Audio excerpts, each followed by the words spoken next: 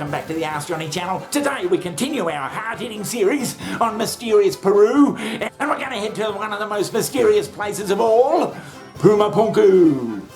We love each other. What are you going to do about it? G'day Johnny, we're back for another exciting episode on ancient Peru. G'day Johnny, as I said earlier, yes, we're heading off to mysterious Puma Punku. We simply can't grasp the fact that there was something at work in this world thousands of years ago that does not fit with the history we are spoon-fed in this day and age. At the ancient site of Puma Punku, for example, we still see evidence of advanced building techniques that seem to have been very accurate and very deliberate in design, to the point that we should consider the enormous scale, not only in the building of this place, but also in the design and the purpose as to what it could have been for. Johnny, Puma Punku is probably the most mysterious and enigmatic bloody sites in all of Peru. Enigmatic, or it's bloody enigmatic, Johnny. Spread across a desert plateau at an altitude over 12,000 feet. Way out there in the bloody back blocks of bloody Lake Titicaca or wherever. Oh, Lake Titicaca, yeah. The megalithic stones found here are among the largest on the planet, measuring up to 26 feet long and weighing more than 100 tons each. It's just all bloody lying there, Johnny. It's just all bloody lying there. And as usual, Johnny, Brian, our good friend Brian Forrester. Oh, Brian, he's looking bloody good. He's leading the charge on what the hell is going on out there. Have a look at some of this. This is possibly, or this is, the largest slab which is left. It's made of red sandstone and weighs more than 100 tons.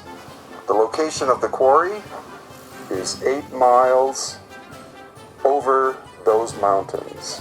But Johnny, it's bloody...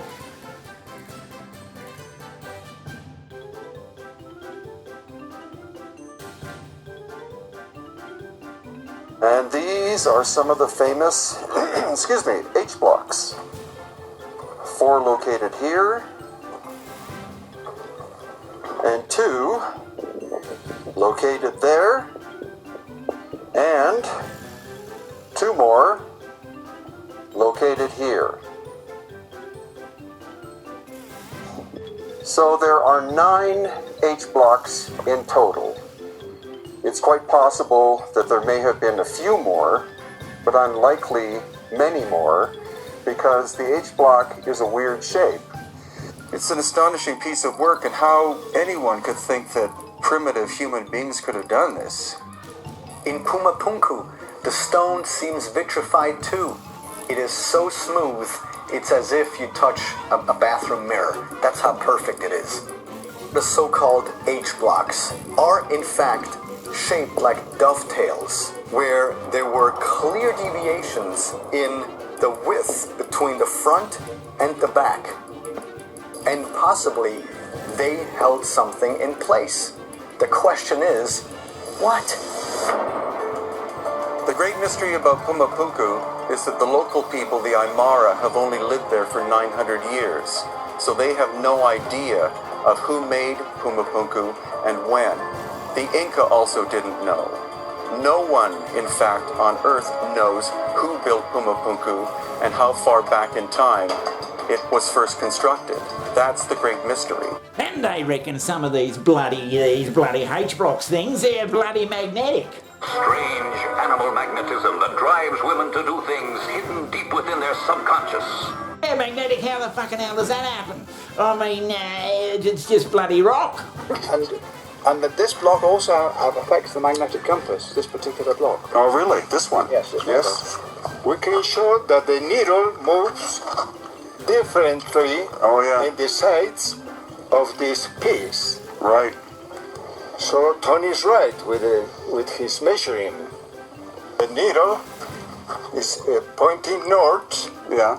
If we move slowly, the needle goes almost 45 to 30% off the north. So background radiation here, 21.9, about 20. And as we approach the darker stones, like this one, 46.2, 46.7. So why would we be reading radiation here at Tiwanaku on the Altiplano of Bolivia? I don't think anybody has actually ever brought one of these little apps here to measure that. It was quite. And I don't know about you, Johnny, but I've never seen a mainstream documentary from the BBC or any bloody thing on mysterious Puma Punku.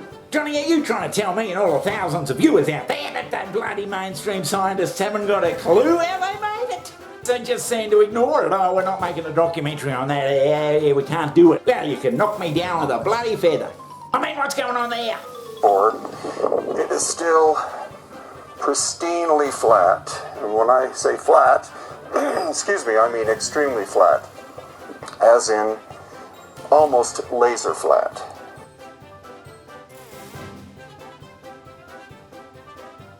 What about aliens, Johnny? What about those bloody aliens coming down and building these fucking great big bloody monumental fucking... Both Puma Punku and Tiwanaku abound with stonework of astonishingly intricate design, with embedded shapes and sharp angles that seem almost playful in their complexity.